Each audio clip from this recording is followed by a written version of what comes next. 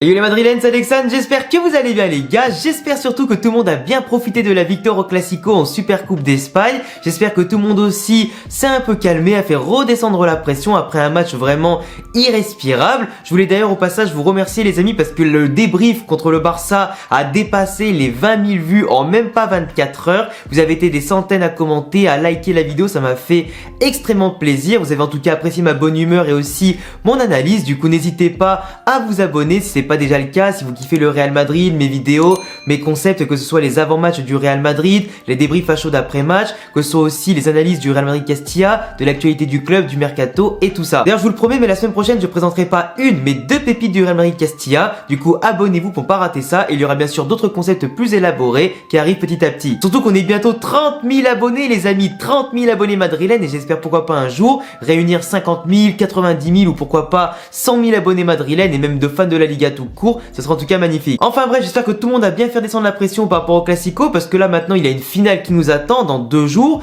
Là à l'heure où je tourne la vidéo, on est vendredi matin, la finale ce sera le dimanche. Mais ce week-end là du coup je rentre chez moi, chez mes parents à Grenoble, donc je pourrais pas tourner la vidéo entre temps. Je pourrais quand même, de base je vous avais dit dans le débrief que je ne pourrais pas tourner le débrief de la finale. Parce que normalement j'étais censé rater la finale, mais j'ai réussi les amis, j'ai réussi à décaler ce que je devais faire du coup ce soir pour simplement assister à la finale dimanche et vous faire un beau débrief à chaud comme d'habitude. Alors je vous préviens, ce sera bien sûr dans le décor chez mes parents, du coup il n'y aura pas de belle lumière, pas de beau montage, rien du tout, ce sera vraiment un débrief à chaud de chez à chaud, mais on fera quand même avec les moyens du bord pour faire une petite vidéo. En espérant bien sûr déboucher le champagne et avoir un titre au bout, sinon c'est pas bien drôle. Du coup on va affronter non pas l'Atlético Madrid en finale, mais bien l'Athletic Bilbao. Alors moi pour ma part j'en avais déjà parlé dans mon débrief du coup contre le Barça, je vous avais dit que pour moi je voyais clairement plus Bilbao passer que l'Atlético Madrid parce que pour moi depuis le début de saison, même si l'Atlético Madrid est devant en Liga par rapport à Bilbao, qu'ils ont réussi tant bien que mal à faire des belles prestations de part et d'autre dans les différentes compétitions, du moins un peu mieux que Bilbao, l'Atlético Madrid c'est une équipe qui est très irrégulière, qui est vraiment plus qu'incertaine à l'heure d'aujourd'hui dans les matchs à haut enjeu et à haute intensité. C'est un effectif, l'Atlético Madrid, qui a beau être blindé de talent, qui a beau avoir des joueurs comme Joao Félix, comme Luis Suarez, comme Correa, comme De Llorente, Koke, etc. On a un effectif cette année qui est très fébrile aux blessures, très fébrile à la pression, très fébrile aussi malheureusement à cause du Covid-19 qui les a aussi pas épargnés. Mais c'est un effectif qui a du mal à trouver un équilibre. On sent que du coup le Cholismo est vraiment enterré, que le Cholismo n'est plus fait pour le football actuel et que même les joueurs eux-mêmes n'en peuvent plus de ses consignes. On sent qu'il y a un gros décalage entre les volontés de Simeone et simplement les capacités des joueurs. Aujourd'hui, l'Atlético Madrid, c'est un effectif qui a plus de vocation offensive par rapport à ses joueurs, les qualités qu'ils ont et ce qu'ils représentent et leurs valeurs, et aussi de comment ils vivent le football, que en tout cas un football défensif comme le prenait Simeone à l'époque. Là, c'est un Atlético différent, mais Simeone n'arrive pas à s'adapter, n'arrive pas à trouver la bonne formule par rapport à un Bilbao justement, qui lui est sûr de ses forces, qui a un mélange d'expérience et de jeunesse comme notamment Nico Williams, le petit frère de Iñaki Williams, qui cartonne et qui vraiment explose cette saison, et qui eux ont déjà un équilibre, une colonne vertébrale qui est faite et un football qui n'a pas changé depuis des années, qui est toujours fidèle à eux-mêmes, et ça se voit entre un effectif qui a beau être plus puissant sur le papier mais déséquilibré sur le terrain, et de l'autre côté un effectif qui est peut-être plus faible mais qui est bien mieux équilibré, bien plus solidaire, et qui malgré qu'ils étaient menés au score, ont remonté la partie en seulement 4 minutes sur 2 coups de pied arrêtés, comme quoi c'est largement possible de remporter une victoire sur un match contre une équipe bien meilleure si tu as plus la volonté de gagner, surtout qu'en plus pour le Bilbao autant que l'Atlético Madrid, c'était peut-être leur seule chance de remporter un titre cette saison. Bilbao, c'est quand même une équipe qui a perdu pas mal de titres ces dernières saisons, des finales de Copa del Rey, qui a perdu d'ailleurs 2 de suite contre la Sociedad et contre le Barça, qui a certes remporté la Supercopa l'an dernier en sortant le Real et le Barça, coup sur coup, mais qui est quand même très revancharde. C'est un effectif qui est frustré et qui ne peut pas gagner des titres en Europe, mais qui peut essayer de se rattraper sur les petites coupes en Espagne. Et pour le coup, entre l'Atlético Madrid et Bilbao, moi j'ai vu le match, d'ailleurs j'aurais bien aimé faire un débrief à chaud, mais j'ai vraiment pas eu le temps. Pour moi, ce match-là, ça a montré surtout que Bilbao était une équipe qui avait plus la dalle de gagner des titres et des gros matchs que l'Atlético Madrid aujourd'hui, où en interne, entre les joueurs eux-mêmes et dans le vestiaire et par rapport à leur entraîneur, on sent très clairement que le courant ne passe plus et que beaucoup de joueurs veulent se faire la malle, comme notamment Joao Félix qui en a marre de jouer dans une équipe comme ça et qui sait très bien pertinemment, le pauvre, qui s'est trompé d'équipe en choisissant de partir de Benfica. Et malheureusement, il y en a beaucoup qui lui ont dit qu'il aurait mieux fait de partir à la Juventus, à Manchester ou un club comme ça. Enfin bref, en tout cas, là actuellement on est vendredi à l'heure où je tourne cette vidéo là, donc forcément j'ai pas pas le groupe du Real Madrid, j'ai pas le groupe de Bilbao qui seront annoncés pour le match de dimanche pour la finale. On ne sait pas notamment actuellement si Alaba sera présent, si Vinicius sera remis de ses crampes, en tout cas on espère qu'il a pas plus, mais si aujourd'hui on n'a pas une nouvelle contraignante, ça veut dire que normalement tout va bien, qu'au pire il aura des crampes et si jamais il sera peut-être remplaçant dans le pire des cas, mais je pense qu'il sera titulaire et au pire Ancelotti fera tourner suivant la physionomie du match. Mais voilà, donc pour l'instant il y a ça qui est un peu incertain. Benzema il avait juste un petit souci à l'épaule quand il était retombé à un moment donné en sautant, il s'était du coup télescopé avec c'était avec qui d'ailleurs que c'était télescopé, je me rappelle plus, avec Rodrigo, qu'il avait même essayé de le rattraper en vol, mais globalement ça va, apparemment d'après les nouvelles ça va, il sera en forme, même si bien évidemment le Real Madrid aujourd'hui physiquement a quand même 24 heures de récupération en plus par rapport à Bilbao, mais a quand même joué les prolongations en étant totalement cuit entre le déplacement en avion un jour ou deux avant, les longues heures de vol, le manque de récupération, le manque de rythme, pas le temps de se poser, qu'il faut déjà aller s'entraîner, passer à l'hôtel, faire ci, faire ça, les photos, nanana. Forcément, les joueurs sont fatigués, mentalement comme physiquement, mais ils ont tenu la baraque et surtout la victoire au Classico, ça leur a, à mon avis, reboosté la confiance, le moral par rapport à un début d'année 2022 où ils étaient un peu critiqués par rapport au fond de jeu en Copa del Rey, par rapport à la défaite contre Retafe, même s'il y a eu la belle victoire contre Valence, forcément, t'étais pas non plus rassuré à 100% dans le jeu, là on l'était pas non plus dans le jeu au niveau du côté rassurant, mais on a quand même gagné. On a quand même gagné, on a fait le dos rond quand il le fallait, on a marqué sur des temps forts du Barça, on a fait la différence quand il le fallait, on a su prendre le jeu à notre compte quand il le fallait, on a donné un but gag à Barcelone, mais derrière on s'est quand même bien repris, on a mené tout le long du match au score du moins. Et pour moi, on a eu les ressources mentales et physiques pour aller plus loin. Les remplaçants sont rentrés, on fait la différence. Et ça montre aussi que voilà, on a un effectif qui est quand même plus large qu'Ancelotti peut le penser parce qu'il fait souvent confiance aux mêmes joueurs. Mais finalement, on a un effectif qui est riche, qui a la dalle, qui a envie de jouer. On l'a vu, Valverde, en tout cas, je suis très content pour lui par rapport à sa prestation de Classico, qu'il a un petit peu revendiqué après un mauvais passage à vide depuis sa blessure justement au Classico de la Liga qu'il avait eu précédemment quelques mois avant.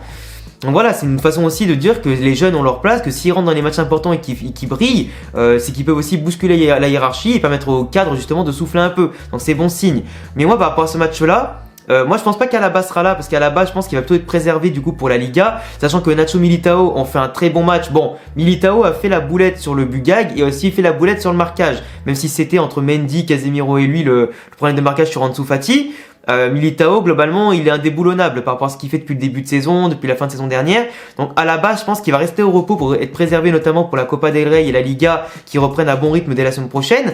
Ce serait con de le mettre là, sachant qu'il a eu des petits problèmes musculaires, de le remettre maintenant. Après, s'il joue, c'est qu'il sera en forme. Donc, s'il est en forme à la base, c'est le patron, il va empêcher peut-être Militao de faire des erreurs, il va peut-être le canaliser un peu plus, donc ça va être très très bien. Donc, peu importe qu'il y ait Nacho Militao ou Alaba Militao, Nacho Militao, pardon, pour moi, ça sera pareil. Ce sera dans tous les cas une bonne charnière centrale qui pourra tenir la baraque, qui a l'expérience, le niveau, les automatismes et qui peut faire la différence.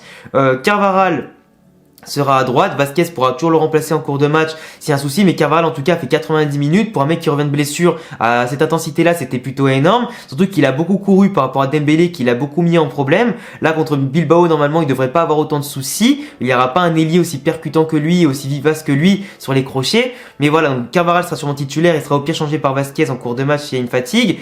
De l'autre côté, Mendy, voilà, Mendy masterclass, le mec qui fait des roulettes dans la surface contre le Barça en défense. Qu'est-ce que tu veux dire de plus? À quel point le mec il a un level de confiance absolument énorme. Le milieu de terrain masterclass sera encore présent. La seule doute que j'ai, c'est ce que Asensio sera retitulaire parce qu'il a pas fait non plus un match incroyable et Rodrigo fait une entrée percutante de fou. Donc il se peut que Rodrigo soit titulaire à droite. Mais pour moi, Valverde, il a gagné des points et c'est possible que Valverde soit titulaire dans un 4-4-2 pour le Real Madrid en mode limite ailier droit, mais en fait il sera milieu offensif et on va dire le quatrième milieu de terrain. Donc moi j'hésite plutôt entre Rodrigo Valverde pour le poste à droite, qui servira du coup à combler le couloir, apporter de la vitesse, percussion et la puissance physique. Surtout que les Basques du coup de Bilbao vont imposer un combat au milieu de terrain. C'est quand même un peu des brutasses quand il pose le pied plus que sur le ballon et d'ailleurs sur tes pieds à toi. Donc pour moi, avoir un milieu de terrain comme Valverde qui va répondre aux défis physiques, ça pourrait être important pour se projeter, casser des lignes et voilà, justement casser par une passe, une accélération, un coup de rein et permettre pourquoi pas à Vinicius d'exploser via sa verticalité, sa vitesse, à Benzema aussi de décrocher et de faire encore plus d'espace et d'apporter aussi simplement sa vision du jeu. Donc voilà, moi je pense que ça va être plutôt Valverde titulaire ou Rodrigo. Et sinon après l'effectif globalement ne changera pas. Vinicius Benzema, j'espère que leur niveau de fatigue sera plus ou moins régulé pour ce match-là dimanche avec les 24 heures de récupération en plus et le fait qu'on a gagné, etc. En espérant que les kinés fassent aussi bien leur boulot pour les soigner et les masser. Mais voilà, moi je pense très clairement qu'on va avoir une belle finale. Dans le jeu par contre, j'espère quand même que contre Bilbao, on aura peut-être plus d'intention offensive encore, qu'on va pas reculer dès qu'on marquera un but, qu'on continuera d'attaquer, qu'on continuera bien sûr de contrôler le jeu. Les contre-attaques aussi, c'est vrai que c'est notre point fort. On joue très vite vers l'avant, on a une construction, une sortie de balle qui est exceptionnelle et qui est rarement égalée en Europe. On a une façon de se projeter et d'être efficace surtout qui est impressionnante, mais du coup faut pas s'en cacher, on joue sur nos qualités et sur ce qu'on sait faire de mieux. Après on est aussi très bon pour construire le jeu et les occasions, placer les attaques, donc c'est quand même dommage de reculer, de laisser le ballon à l'adversaire quand justement on n'a pas besoin d'être mis en danger comme ça. Parce qu'après les contre-attaques, le problème c'est que justement ça crée des crampes, des joueurs qui doivent courir sur 70 mètres au lieu de 40 mètres simplement quand on construit les actions, et c'est un peu problématique. Là, on peut contrôler le jeu, si on peut le faire, on le fait. Bilbao, c'est une équipe qui manie très bien le ballon, qui sait aussi jouer les contre-attaques, avec notamment les frères Williams qui peuvent attaquer très vite, Mounien, etc. Enfin voilà, je vous les présente pas tous, vous les connaissez. Et pour moi, voilà, c'est aussi important de voir un Real Madrid qui joue bien, qui sera plaisant, qui prendra l'ascendant psychologique sur ses adversaires, parce que là, en même pas une semaine, t'as battu l'FC Valence, t'as battu le Barça. Si là, tu bats Bilbao, t'as battu 3 adversaires de suite de très haut niveau en Liga, donc t'imposes vraiment à tes concurrents une avance psychologique, plus le titre que tu vas gagner pour lancer ta saison comme il faut en 2022, enfin ton année 2022, c'est énorme, c'est fondamental et pour moi c'est inestimable. La Supercopa est sous-cotée par rapport à son statut de titre un peu mineur, mais un impact psychologique, je le rappelle, ce sera majeur pour lancer la saison, préparer le match contre le PSG qui ira dans 3-4 semaines, et donc voilà, pour moi il faut gagner maintenant. L'Atlético Madrid, c'est vrai que ça aurait pu être mieux sur le papier de les affronter pour un derby madrilène, pour pourquoi pas avoir là, une sorte de petite revanche de leur part contre nous par rapport à la fessée qu'on leur a mis l'autre jour en Liga chez nous ou chez eux, je me rappelle plus. Mais c'est vrai que là voilà, Bilbao c'est moins sexy, mais ça sera du football. Athletic Bilbao Real Madrid, c'est une rivalité historique qui date depuis le début de la création de la Liga, tout comme un Real Barça, tout comme voilà, vous comprenez un peu le principe. Mais pour moi ce sera un beau match. Après Bilbao, leur facteur X pour moi, mis à part les frères Williams et Raúl Garcia, tout le bordel, c'est vraiment les coups de pied arrêtés. Nous, les coups de pied arrêtés, on l'a vu contre le Barça, sur un centre, enfin du coup un corner joué à 2, puis le centre de machin sur Ansu Fati, on a été pris au piège. Sur un Courtois qui sort pas et une défense en zone qui était pas bonne, même pas sur l'homme, etc., pas au marquage directement. Donc pour moi, les facteurs X de cette finale, ce sera les coups de pied arrêtés. Si Bilbao tire aussi bien les coups de pied arrêtés avec Mounien notamment à la baguette comme ils l'ont fait contre l'Atlético Madrid, on risque d'en prendre un ou deux et après eux, ils vont verrouiller. Comme je vous l'avais dit en Liga, l'Athletic Bilbao, c'est un effectif qui prend très peu de buts et qui en marque très peu, mais du coup qui est très mal placé en Liga. Et c'est un effectif qui souvent sur ses matchs, ça se finit par 0-0, 1-1, 1-0, 2-1 grand maximum. Il n'y a jamais de très gros scores avec Bilbao. Donc pour moi, et on l'a vu encore ce soir, c'est un 2-1 et 2 buts sur coup de pied arrêté. Et un Buga qu'ils ont pris derrière. Entre le gardien qui tape le poteau, enfin le ballon qui tape le poteau sur la tête de Félix et derrière le dos du gardien ça rentre. Mais tu vois, pour moi, c'est un effectif Bilbao qui prend pas non plus énormément de risques, qui n'est pas très efficace devant, qui a besoin de beaucoup d'occasions pour marquer, mais qui compte quand même sur les coups de pied arrêtés par leur grinta et voilà, leur bon timing et aussi leur bonne technique pour en marquer. Et après ils savent très bien verrouiller et eux ils font vraiment le vrai bus. Les supporters du Barça qui disent que le Real Madrid a fait plus que le bus, à un moment donné, les gars, le bus, revoyez les équipes comme Cadiz, revoyez les équipes comme Retafe cette année, ou comme notamment Chelsea à l'époque, ou l'Inter Milan à l'époque, ou l'Atlético Madrid simplement de Simeone, ça c'est le bus. Nous, on a joué en contrôlant le jeu contre le Barça, on a mis des fois la défense avec un bloc bas, on s'est projeté très vite, mais pas pendant 90 minutes, faut pas déconner.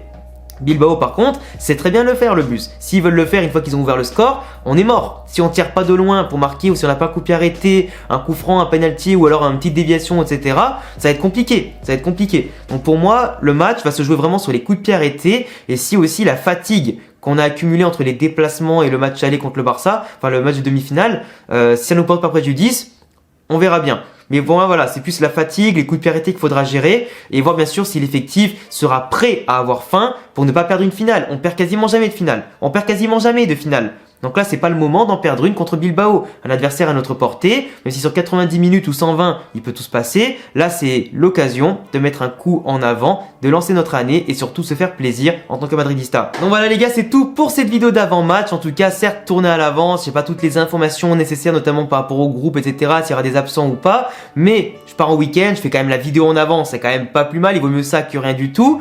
Je vous laisserai me donner tous vos commentaires et vos avis sur ma vidéo, vos avis sur cette finale bien évidemment. Mon petit pronostic, c'est vrai j'ai oublié de le faire. Pronostic, je dirais victoire 1 ou 2-0 pas plus pour le Real Madrid. Voilà les 2-1. Je vois une belle finale quand même. 2-1.